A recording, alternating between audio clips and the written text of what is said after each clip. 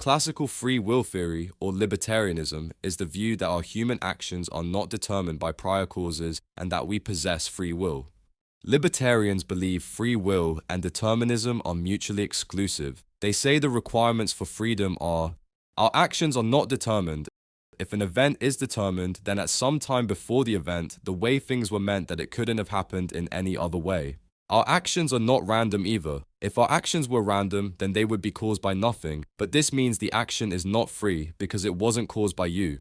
We are the origins of our actions. We can't claim to be the cause of our own actions in the sense that we are within a chain of causes and effects that passes through us, because then our actions would be determined. In order to make free will work, we must show we are the origins of our actions.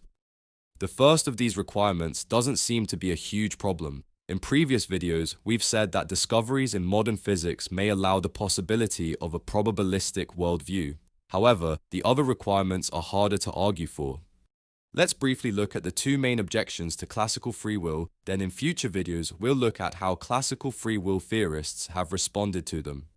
1. Can we make sense of how actions can be not determined but also not random? 2. Can we justify the claim that we are the origins of our actions?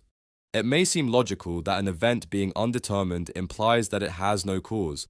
Chisholm argues that the action is brought about by the person doing the action, making it neither determined by past events nor random, although this still leaves the question of whether or not the decision-making process is itself determined. Likewise, Kane argues that decisions come from deliberation and effort, and so actions are not determined nor random because they come from your own reasons for acting. Take our other objection: how can we claim to be the originators of our actions?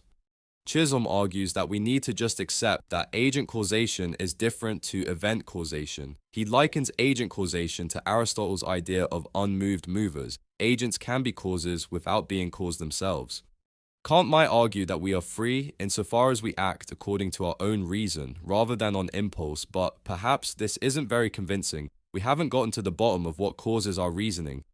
There's far more to say on this topic, but hopefully this video has been helpful. More videos on these responses coming soon.